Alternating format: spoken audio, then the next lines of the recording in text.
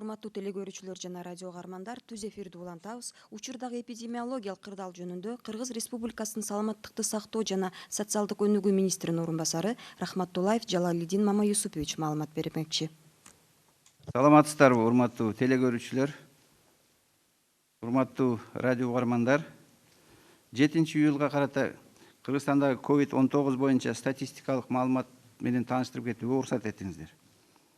Акыркы бир сутка ичинде республика боюнча лаборатордук жана клиника эпидемиологиялык тастыкталган COVID-19 илдетинен сакайып, үйлөрүнө чыгарылган жарандардын саны 781 түздү. Анын ичинен Бишкек шаарында 358, Ош шаарында 73, Чүй облусунда 99, Ош облусунда 94, Талас облусунда 8, Нарын облусунда 27, Ысык Көл облусунда 29, Жалал Абад облусунда 62, Баткен облусунда 31. Жалпы айыккандардын саны бүгүнкү күнгө 114.756 бейтапты түздү. Региондорго салыштырганда Бишкек шаарында 90% айыгып чыкты, Ош шаарында 87%, Чүй облусунда 88,4%, Ош облусунда 89,1%, Талас облусунда 89,9%, Нарын облусунда 90,3%, Ысык Көл облусунда 93,4%, Жалал Абад облусунда 88,5%, жана Баткен облусунда 85,7%. Жалпы республика боюнча айыгып чыккандардын саны 85,3%ды түздү. 2021 жылдын 7-июлуна карата жалпы республика боюнча бир сутка ичинде лаборатордук жана клиника эпидемиологиялык тастыкталган COVID-19 илдетинин 1198 учуру катталды. Анын ичинде Бишкек шаарында 717, Ош шаарында 60, Чүй облусунда 142, Ош облусунда 75, Талас облусунда 4, Нарын облусунда 20, Ысык Көл облусунда 39, Жалал Абад облусунда 53, Баткен облусунда 88. Жалпы катталган учурлардын саны 134.501 учур. Анын ичинде лаборатордук тастыкталган 86.397, клиник эпидемиологиялык тастыкталганы 48.104. Оорунун жайылуу көрсөткүчү же репродуктивдүү саны жугуштуулугу арти 1,2 түздү. Ушул эле көрсөткүч бир жума мурда 1,5 болчу. Лаборатордук жана клиника эпидемиологиялык тастыкталган учурлардын региондорго бөлүнүшү төмөнкүчө. Бишкек шаарында лаборатордук тастыкталган учурлар 713, клиника эпидемиологиялык 4. Ош шаарында 58, лаборатордук тастыкталган учуру, клиника эпидемиологиялык 2. Чүй облусунда лаборатордук тастыкталган 125, клиника эпидемиологиялык 17. Ош облусунда лаборатордук тастыкталганы 48, клиника эпидемиологиялык тастыкталганы 27 учур. Талас облусунда 4 учур баары лабораториялык тастыкталган. Нарын облусунда 20 учур баары лабораториялык тастыкталган. Ысык Көл облусунда лабораториялык тастыкталган 31, клиника эпидемиологиялык тастыкталганы 8. Жалал Абад облусунда 53 учур баары лабораториялык тастыкталган. Баткен облусунда 86 учур лабораториялык тастыкталган жана 2 учур клиника эпидемиологиялык. Жалпысынан 1138 учур лабораториялык тастыкталган COVID-19, 60 учур клиника эпидемиологиялык. Акыркы бир суткада 10.428 ПЦР изилдөө жүргүзүлдү. Бүгүнкү күндө республика боюнча стационардык дарыланууда жалпысынан 4253 бейтап, ал эми амбулаториялык дарыланууда 12315 бейтап бар. Республиканын стационарларында дарыланып жаткан бейтаптардын саны Бишкек шаарында 1788, Ош шаарында 233, Чүй облусунда 833, Ош облусунда 409, Талас облусунда 47, Нарын облусунда 96, Ысык Көл облусунда 309, Жалал Абад облусунда 352, Баткен облусунда 186.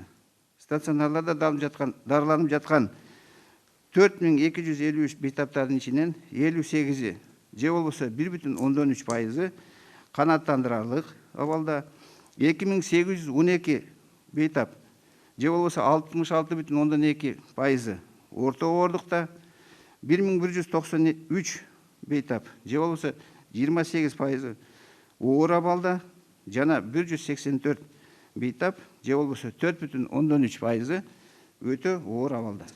Лаборатордук тасталган жана клиника эпидемиологик тасталган COVID-19 илдетинен амбулатордук же болбосо үй шартында дарыланып жаткан бейтаптардын саны төмөнкүчө.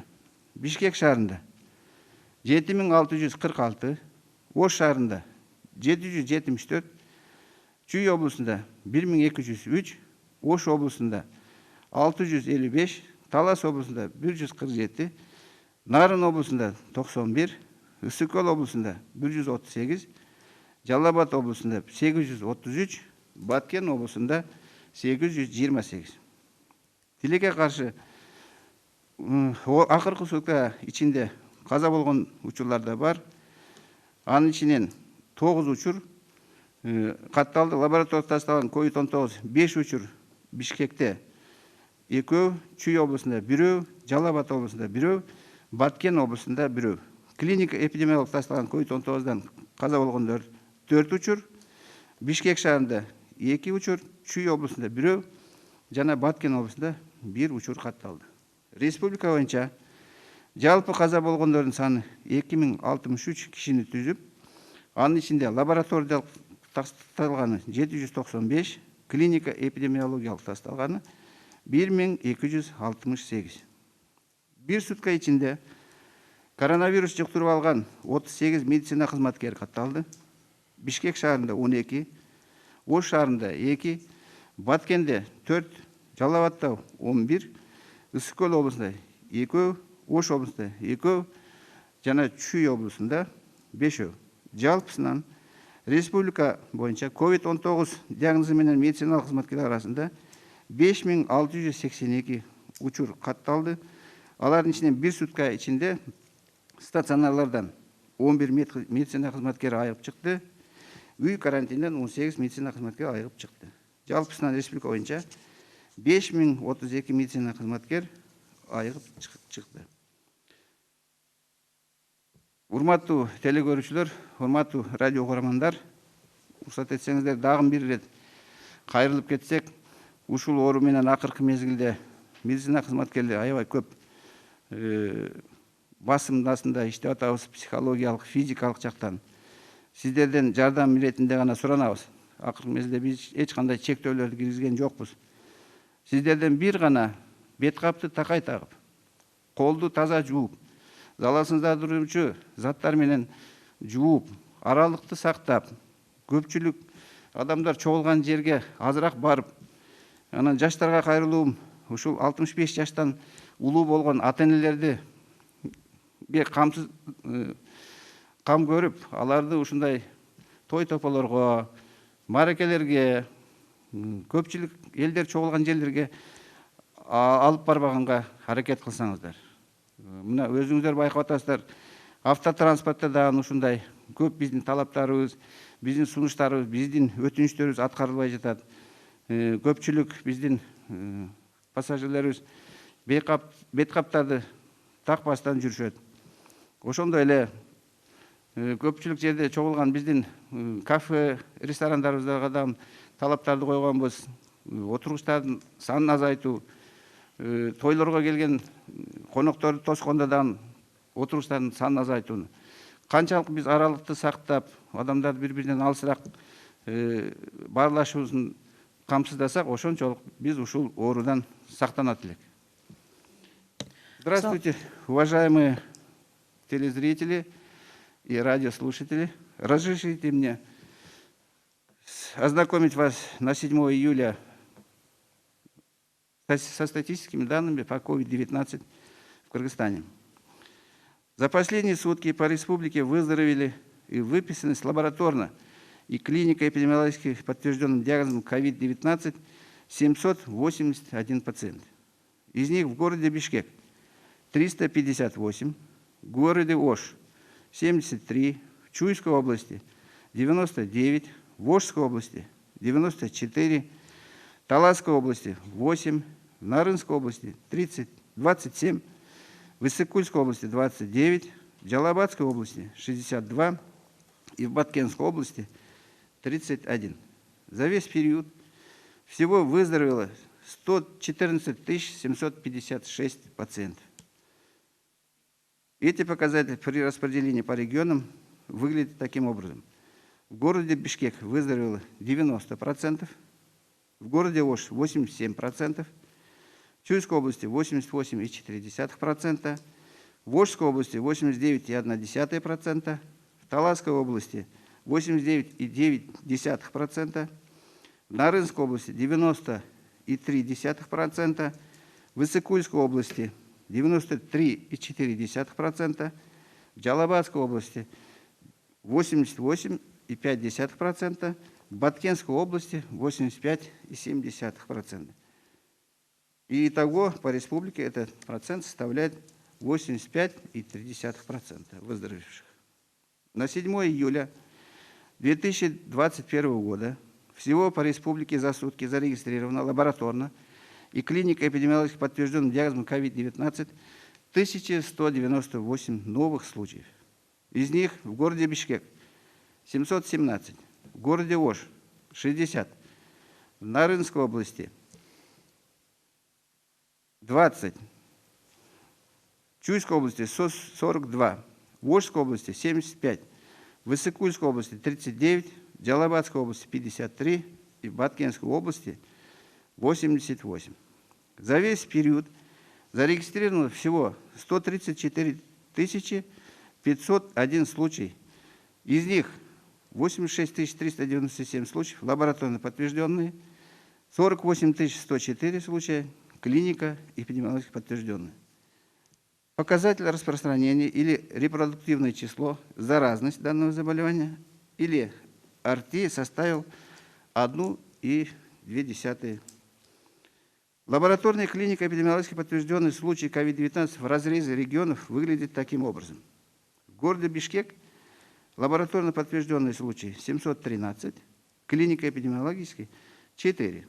В городе Ош лабораторно подтвержденный 58, клиника эпидемиологически 2 случая. В Чуйской области лабораторно подтвержденный 125 случаев, клиника эпидемиологически 17. В Ошской области 48 случаев лабораторно подтвержденные, 27 случаев клиника эпидемиологически. В Таласской области все 4 зарегистрированные являются лабораторно подтвержденными. В Нарынской области все 20 случаев лабораторно подтвержденные. В Иссык-Кульской области 31 случай лабораторно подтвержденные, 8 случаев клиника эпидемиологически. В Джалабадской области 53 случая, все зарегистрированные случаи являются лабораторно подтвержденными. В Баткенской области 86 случаев лабораторно подтвержденные, 2 случая клиника эпидемиологически. Итого по республике 1138 случаев лабораторно подтвержденные, 60 случаев клиника эпидемиологически. За сутки проведено 10 428 ПЦР-исследований. На сегодняшний день на стационарном лечении всего по республике находится 4253 пациента. На амбулаторном лечении находится 12 315 пациентов. В стационарах Бишкека 1788, в городе Ош 233, в Чуйской области 833, в Ошской области 409, в Таласской области 47, в Нарынской области 96, в Иссык-Кульской области 39, в Джалабадской области 352, в Баткенской области 186 пациентов. Из 4253 пациента, находящихся на стационарном лечении, 58 или 1,3% в удовлетворительном состоянии, 2818 или 66,2% средней тяжести, 1193 или 28% в тяжелом состоянии и 184 или 4,3% крайне тяжелым. Амбулаторное или в домашних условиях лечение получается с лабораторной клиникой эпидемиологически подтвержденным диагнозом COVID-19 в городе Бишкек 7646, в городе Ош 774, в Чуйской области 1203, в Ошской области 655, в Таласской области 147, в Нарынской области 91, в Иссыкульской области 137, в Джалабадской области 833 и в Баткенской области 828 пациентов. К сожалению, регистрируются и летальные исходы среди заболевших. За последние сутки зарегистрировано 9 летальных случаев от COVID-19. От лабораторно подтвержденного COVID-19 зарегистрировано 5 случаев. В городе Бишкек 2 случая, в Чуйской области 1, в Джалабадской области 1, в Баткенской области 1. От клиник эпидемиологически подтвержденных COVID-19 зарегистрировано 4 случая. В городе Бишкек 2, в Чуйской области 1 и в Баткенской области 1. По республике зарегистрировано всего 2063 случая с летальным исходом. Из них лабораторно подтвержденные 795, клиника эпидемиологически подтвержденные 1258. Среди медицинских работников за сутки зарегистрировано 38 новых случаев COVID-19. В Бишкеке 12, в городе Ош 2, в Баткенской области 4, в Джалабадской области 11, в Иссыкульской области 2, в Ошской области 2, в Чуйской области 5. Общее количество медицинских работников с диагнозом COVID-19 составило 5682 случая. За сутки из стационаров выписаны по выздоровлению 11 медработников, из домашней самоизоляции выписаны 18 медицинских работников. Всего по республике выздоровели 5032 медицинских работника. Уважаемые телезрители, уважаемые радиослушатели, мы убедительно просим, рекомендуем и, наверное, и требуем, чтобы вы постоянно носили маски, потому что в настоящее время это один из основных методов защиты от коронавируса. Прежде всего, вы защищаете себя, во-вторых, вы защищаете близких, родственников. Всегда, пожалуйста, мойте руки, обрабатывайте дезинфицирующим средством, соблюдайте социальную дистанцию, постарайтесь меньше посещать людные места, мероприятия, когда участвует множество людей. У меня просьба и обращение к молодежи. Обратите внимание на здоровье близких, родных, родителей, старше 60-65 лет, потому что от вас тоже зависит здоровье своих близких. Постарайтесь, чтобы они меньше находились в общественных местах, в людных местах, больше находились на свежем воздухе. И я бы рекомендовал самоизоляцию, потому что это сейчас, наверное, самый хороший метод. И вы бы оказали нам очень большую пользу для медицинских работников, потому что в настоящее время мы работаем под большой нагрузкой, все медицинские работники республики, и под физической нагрузкой, и под психологической нагрузкой. Ну, в отношении коечного фонда хотел дополнить, что у нас коечный фонд по республике достаточен.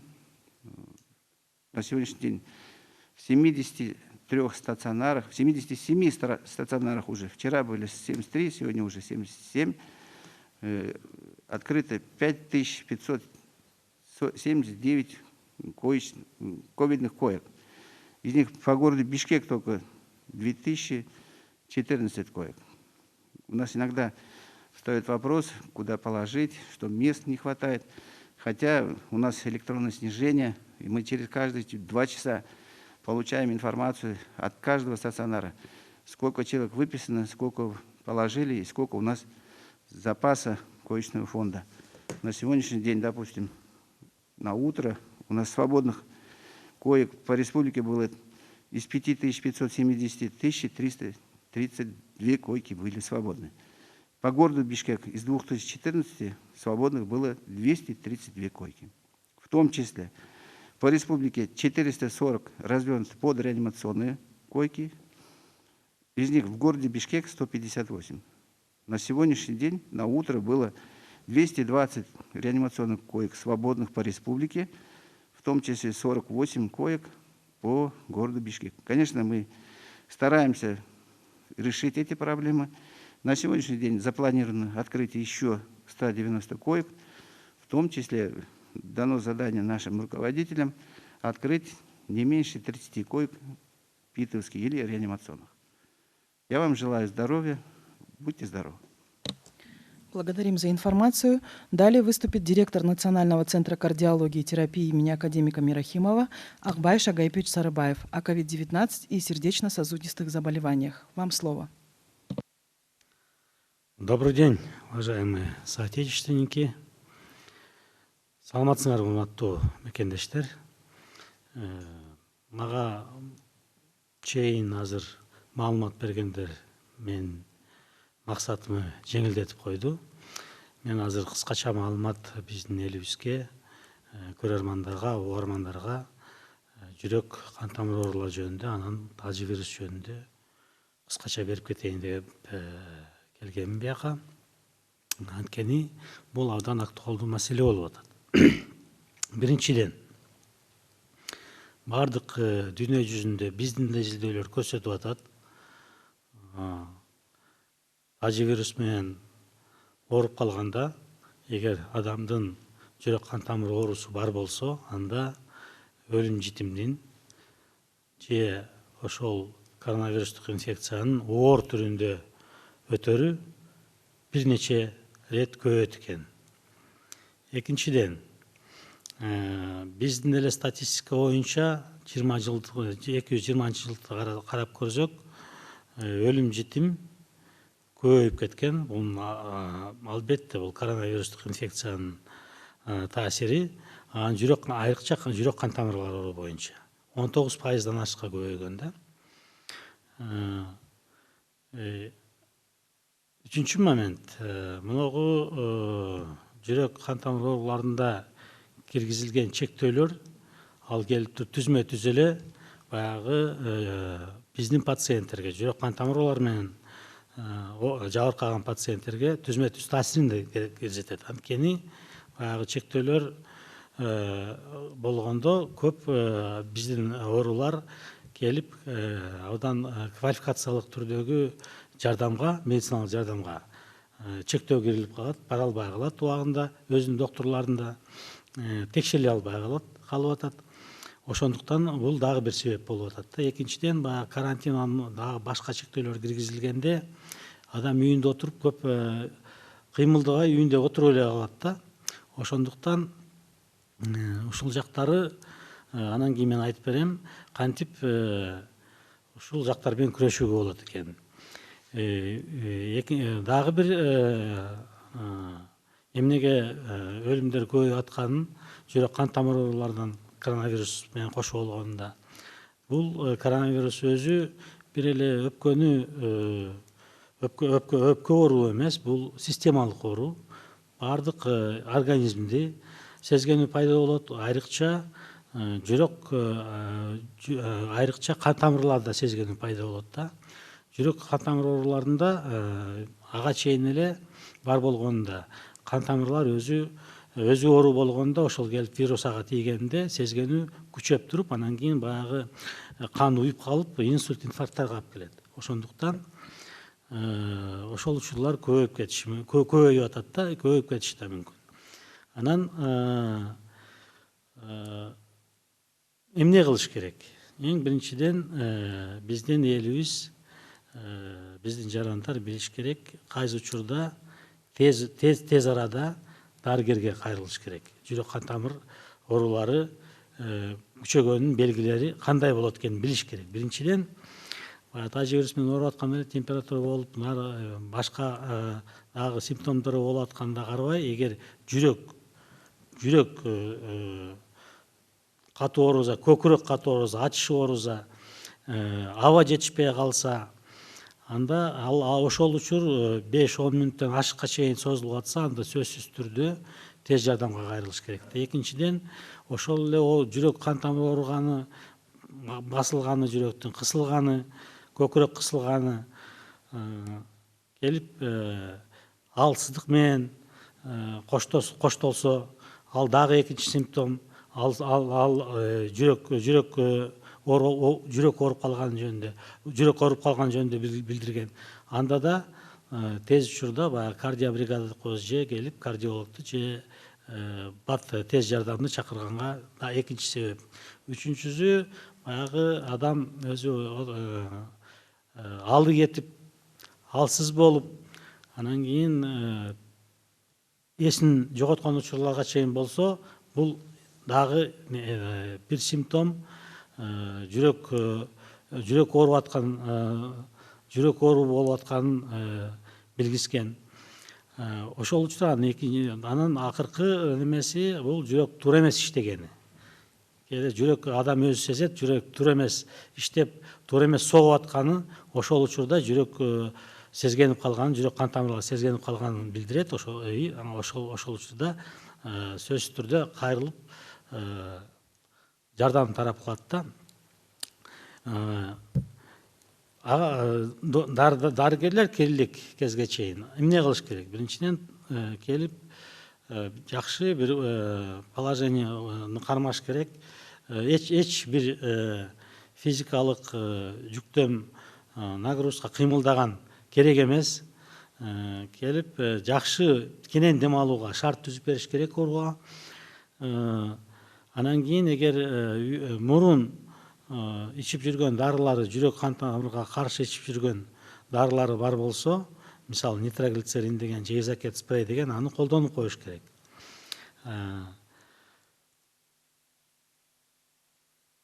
Анан кийин эгер мурун эле адам жүрөк кан тамыр ооруу менен жабыркап жүрүп, билип жабыркаган, анан кийин ага каршы дарыларды ичип жүргөн болсо, эч сөзсүз түрдө дарыларды ичүүнү токтотконго болбойт.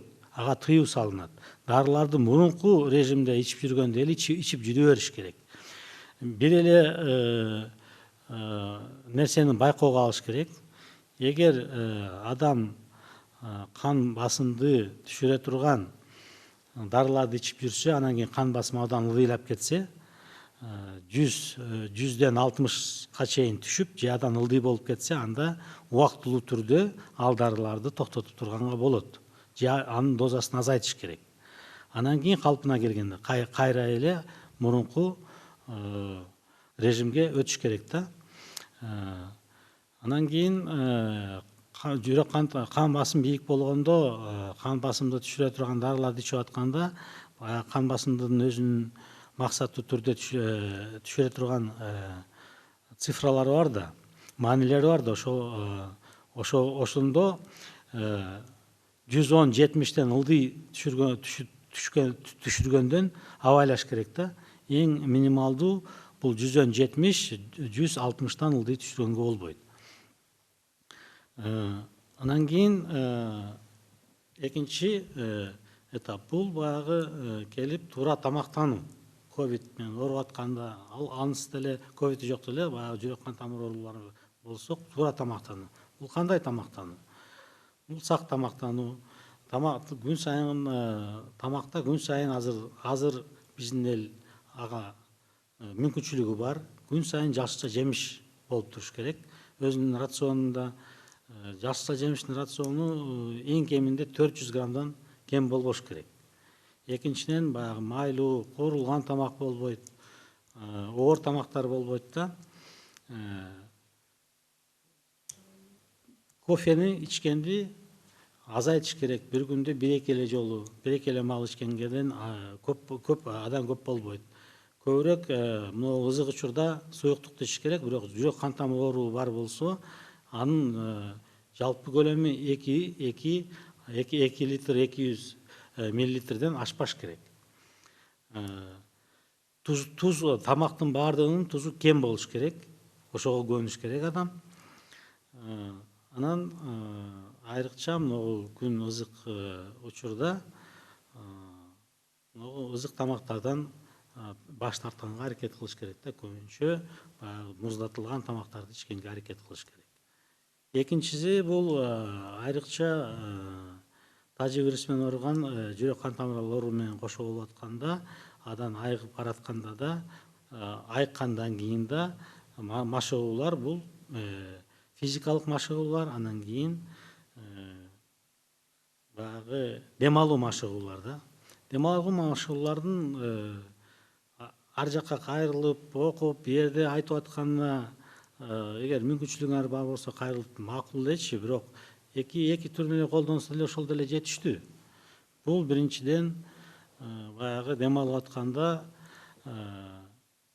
дем алуу машыгуулар дем чыгып атканда, аба чыгарып атканда тоскоолдук менен чыгыш керек да. Бул кандайча?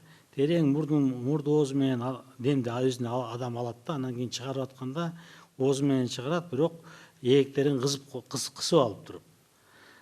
Ошондо анан кийин ошо демин чыгарып аткандын убагы 2-3 эсе дем алган убакыттан узагыраак болуш керек. Ошондой машыгууларды күн сайын 2 саат сайын 10-15 мүнөттөн жасап туруш керек. Ошол жетиштүү болот. Анан кийин экинчи көнүгүү, ошол дем алуу көнүгүү. Бул баягы биз медицинада айтып коебуз, диафрагма аркылуу дем алуу депчи. Бул кандай дем алуу? Адам дем алып атканда курсагынын ичин чандайтат, көптүрөт курсагын, демин чыгарып атканда курсагын өзүнө тартат. Ушундай, анан ошол учурда да баягы демди чыгарып аткандын убагы дем алган убакыттан узагыраак болуш керек. Хотя бы 1-2 эсе узагыраак болуш керек да. Ушундай келип алмаштырып туруп 2 саат, 3 саат сайын 10-15 мүнөттөн жасап турса, бул абдан чоң жакшы таасирди көрсөтөт да, жардам берет. Физикалык машыгуу кандай болуш керек? Бул физикалык машыгууга айрыкча жүрөк кан тамыр оору бар болсо, эми бардыгы аны неметкенде ушул оорлугуна жараша болот да, оордуна жараша болот. Анан кийин кандай физикалык машыгууларды жасашын чыгып атканда алардын интенсивдүүлүгү, оорлугу кандай болуш керегин доктор айтып берет чыгып атканда же ага көрүнгөндө. Бирок ошо ага карабастан мен 1-2 көрсөткүчтөргө карап, кантип аларды алып жүрүүгө биздин жарандарга айтып койсом, бул туура болот деп эсептейм да. Биринчиден, физикалык машыгууларды жүрөк кан тамыр оору болсо, бул жөнөкөй жөө баскан деле жакшы болот, сууга сүзүү жакшы болот, велосипедти тепкен жана башка машыгуулар. Ошол неметип атканда 3 көрсөткүчкө өз көңүл буруш керек да. Биринчиден, баягы пульсту санап туруп, 1 мүнөттө канча согот экен, же жүрөк канча уруп атканын согуп туруп, анан кийин баягы физикалык машыгуу жасагандан кийин анын көтөрүлгөнү 30%-тан ашпаш керек да.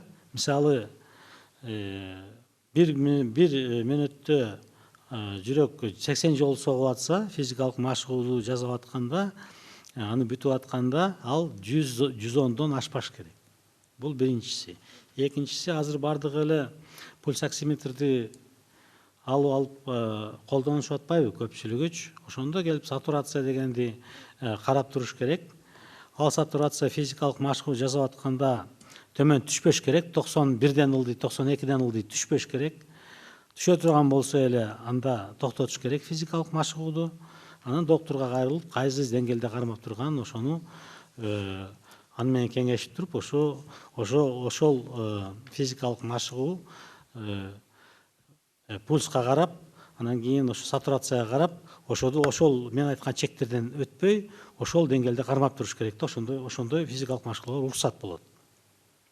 Анан кийин эгер физикалык машыгуу жасап атканда адам кан басымы 170-110дон бийик болуп кетсе, же түшүп кетсе, 110-70ден ылдый, 160тан ылдый, анда да баягы физикалык машыгууларды жасаганга болбойт.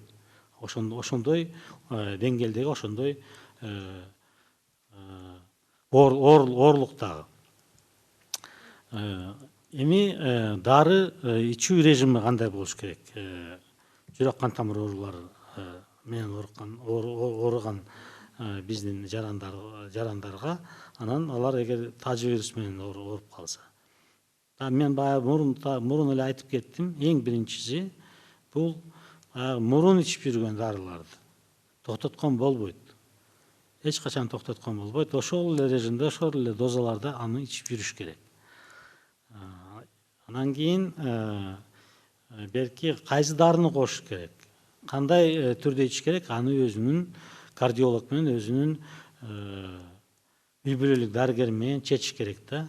Мисалы, эгер баягы биз айтып коебуз мерцательный аритмия оорусу депчи, ошолор менен ооруган оорулар, баягы клапанды ооштурган оорулар көбүнчө жүрөктү, канды суюлта турган дарыларды ичип жүрөт да.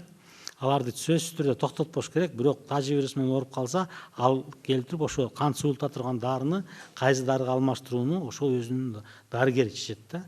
Көп учурларда аны ооштуруш керек болуп калат. Ошол режим ошол. Анан адан тышкары мага чейин эле айтып кетти, бүт жүрөк кан тамыр оору менен жабыркаган биздин адамдар, жарандар ошондой эле келип тажы вирус менен оорубас үчүн айтып кеткен мына Жалалидин Мамаюсупович айтып кеткен чараларды аны абдан катуу түрдө колдонуп туруш керек. Анткени баягы жүрөк кан тамыр оорулары менен ооруган адамдар ковидтен сактаныш үчүн жөнөкөй адамга караганда ушул эрежелерди абдан катуу сакташ керек. Анан кийин ошону да ал жөнүндө өзүнүн үй бүлөсүнүн мүчөлөрү, үй бүлөсү толук түрдө билиш керек да ушуну. Ушул жөнүндө баягы айтып кеткендей эле маска тагынып жүрүү, изоляция болгону, эгер симптомдор пайда болуп калса тажы вирустукун, колду бат-бат жууп туруу самын менен. Анан кийин баягы көп киши катышкан иш-чараларга катышпай, жерлерге барбай, магазиндерге, базарларга, кафелерге, ресторандарга, тойлорго, аштарга жана башка ушундай көп киши катышкан иш-чаралардан алардан баш тартып, айрыкча жүрөк кан тамыры менен ооруган адамдар. Ушуга айрыкча көңүл буруш керек да. Ушул эң негизги маалымат биздин жүрөк кан тамыр оору менен жабыркаган жарандарга. Бардыгыңар сактаныңыздар, бир тууганыңарды, жакындарыңарды сактагыла, айлана чөйрөдөгү жүргөн иш тууралуу, турмуш тууралуу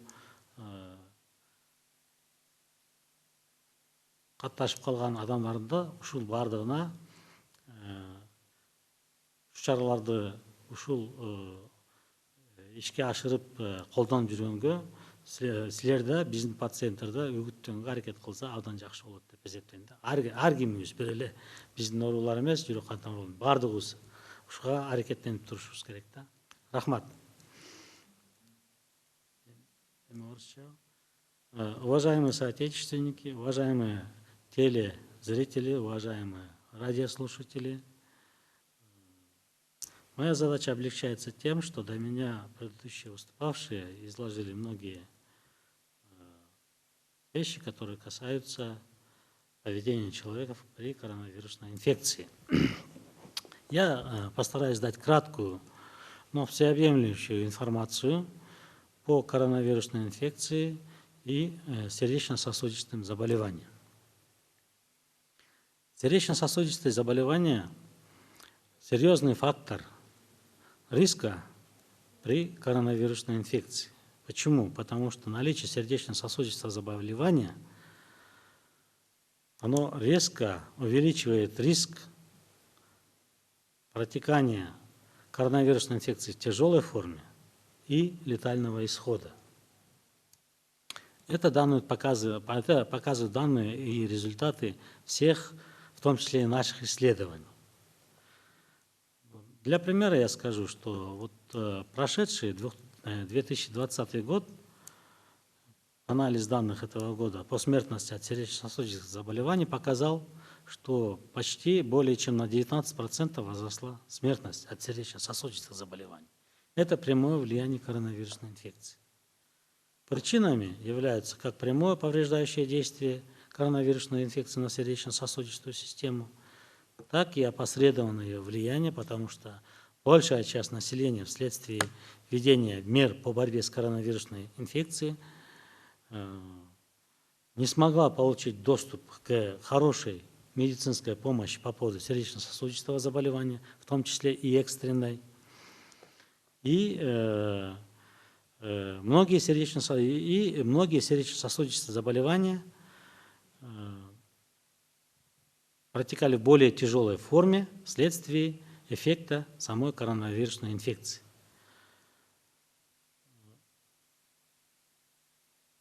Немного статистики.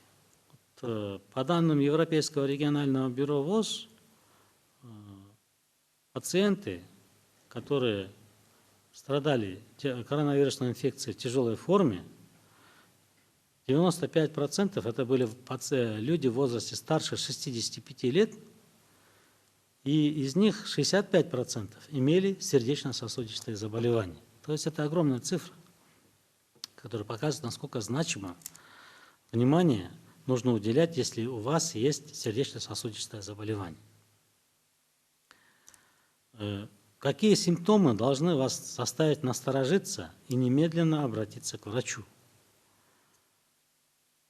Помимо тех симптомов коронавирусной инфекции, о которых вы знаете, о них другие специалисты достаточно часто вам говорили, такие как повышение температуры, потеря обоняния и слуха, мышечная слабость, ну и так далее.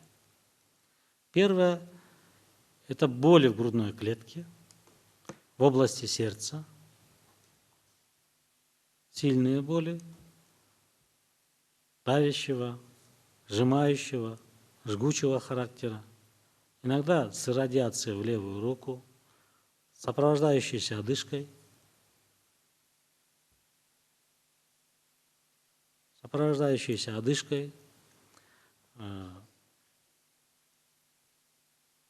сердцебиение.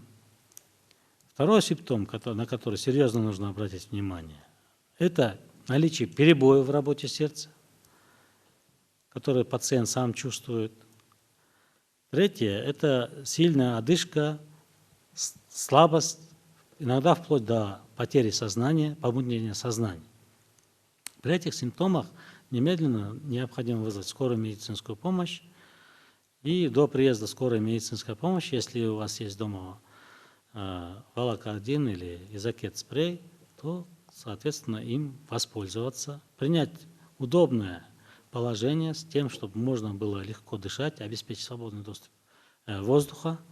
Это расстегнуть верхние пуговицы одежды, принять полусидячее положение и ни в коем случае не давать никаких физических нагрузок.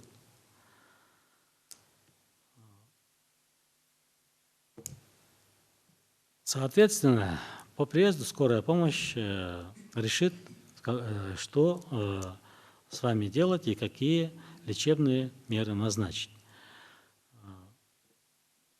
Если у вас есть сердечно-сосудистое заболевание, что делать, если заболели коронавирусной инфекцией, помимо тех симптомов, о которых я упомянул?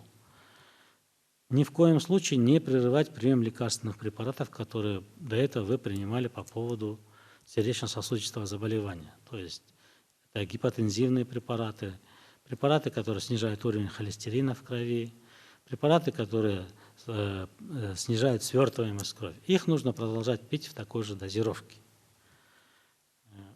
Коррекция дозы должна производиться, или замена препарата должна производиться только по консультации с лечащим врачом либо кардиологом. Очень важно для того, чтобы коронавирусная инфекция протекала легче, правильное питание. Здесь правильно здоровое питание. Здесь правила питания практически те же. Это касается как во время заболевания, обострения заболевания, так и после, в период выздоровления, в период реабилитации. Пища должна содержать достаточное количество овощей и фруктов, не менее 400 грамм. Если больше имеете возможность, то, пожалуйста, это не ограничивается. Должна быть малосольная, не менее 5 грамм в сутки. Жидкость в столь жаркое время сильно ограничивать не следует, но для больных с сердечно-сосудистыми заболеваниями ее количество не должно превышать 2 литров 200-300 миллилитров. Вот тот объем, на который вы должны ориентироваться. Физическая реабилитация, физические упражнения. Если во время обострения, безусловно, во время обострения, когда человек попадает в больницу, здесь по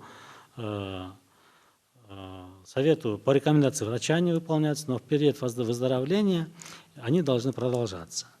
Это умеренные физические нагрузки. При этом нужно ориентироваться на частоту сердечных сокращений, на сатурацию и на уровень артериального давления. Частота сердечных сокращений в минуту не должна превышать при физической нагрузке в ходе ее выполнения, после ее выполнения 30% от уровня, когда она зарегистрирована в покое. Допустим, если ЧСС в минуту у вас 80 ударов в минуту, то она не должна превышать 110 ударов в минуту. Сатурация, она не должна падать ниже 93-92 при выполнении физической нагрузки. Артериальное давление не должно повышаться выше 170 на 110 мм ртутного столба и не снижаться ниже 100 на 60 мм ртутного столба. И, соответственно, человек еще не должен ощущать дискомфорта при выполнении физической нагрузки. То есть боли в области сердца, дискомфортной такой одышки, чрезмерной одышки и так далее. Появление всех этих внезапной мышечной слабости, бледности кожных покровов, при появлении этих симптомов необходимо резко прекратить эту физическую нагрузку. Дыхательные упражнения, дыхательные тренировки, они особенно важны, особенно если пациент заболел коронавирусной инфекцией или же переболел ею. Дыхательные упражнения довольно простые, их нужно повторять через каждые 2-3 часа, длительность по 10-15 минут. И обязательно должно быть первый тип, это сопровождаться сопротивлением воздуху, выдыхаемому воздуху. То есть сопротивление воздух должен получать при выдохе. И длительность выдоха должна составлять, быть выше, чем длительность вдоха, больше в 2-3 раза. Как это? Это просто вдох полностью, глубокий вдох делается через рот и нос, выдыхается только через губы, через сомкнутые губы. Еще раз повторяю, выдох должен быть дольше вдоха в 2-3 раза. И второй тип – это диафрагмальный тип дыхания или брюшной тип дыхания. Это когда человек, когда вдыхает, он надувает живот, выпячивает живот, и когда вдыхает, и когда выдыхает, он втягивает в себя живот. Вот этот тип называется диафрагмальный брюшной тип дыхания. Здесь необходимо знать, что необходимо стараться, что опять же выдох должен быть дольше, чем вдох. И регулярность и длительность этих дыхательных тренировок, упражнений я уже сказал. Что еще нужно предпринимать? Это те же меры самоизоляции, соблюдения дистанции, о которых упомянули предыдущие докладчики. Я на них останавливаться не буду. Я хочу сказать теперь об очень важном. Это о вакцинации сердечно-сосудистых заболеваний. Первое. Мы все должны, это априори, аксиому, знать, что вакцинация на сегодняшний день единственный метод, который позволяет достичь двух вещей. Первое – это не заболеть коронавирусной инфекцией. И второе – если даже заболеешь, коронавирусная инфекция будет протекать в менее тяжелой форме и снизит риск развития, возникновения смертельных осложнений. Вот две позиции. Все, здесь никто не может возразить. Никакие там сейчас иногда очень модно в социальных сетях рассуждать. Ради примера скажу. Частота летальных случаев при коронавирусной инфекции, согласно всем данным, приблизительно составляет 1 человек, то есть 1 смерть на 100 человек. Частота возникновения побочных эффектов, включая и тяжелые осложнения при проведении вакцинации, это 1 на 100 тысяч. Я учитываю не просто побочные эффекты, более-менее серьезные побочные эффекты, а не смертельные случаи. То есть разница в 1000 раз. Это уже здравомыслящего человека должно сразу убедить. То есть в этом отношении альтернативы нет. Необходимо вакцинироваться. Что делать, когда у вас есть сердечно-сосудистое заболевание? Первое, когда есть сердечно-сосудистое заболевание, если оно в стадии обострения или в остром периоде, то вакцинацию необходимо отложить. Можно проводить только через 3-4 недели после того, как вы вышли из этого состояния, то есть из обострения. В стабильное состояние вышли, и 3-4 недели прошло, только после этого можно вакцинироваться. Второе. Если у вас есть аллергический фон, то есть раньше у вас была аллергия, особенно при проведении вакцинации, человек уже проводит вакцинацию не только от коронавируса, но и от других заболеваний. Если у вас есть аллергия, особенно на вакцины, которые содержат полиэтиленгликоль, то, соответственно, нежелательная вакцинация, либо вакцинация должна быть проведена под особым контролем, под контролем врача.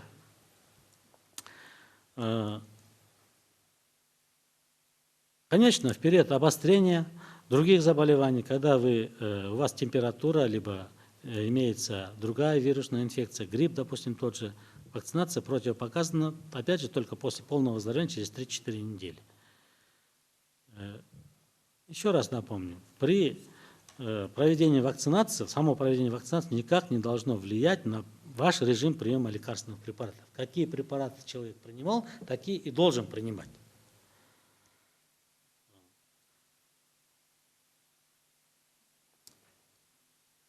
В принципе, остальные противопоказания показания для вакцинации, противопоказания при наличии сердечно-сосудистых заболеваний, они практически не отличаются от общепринятых показаний и противопоказаний.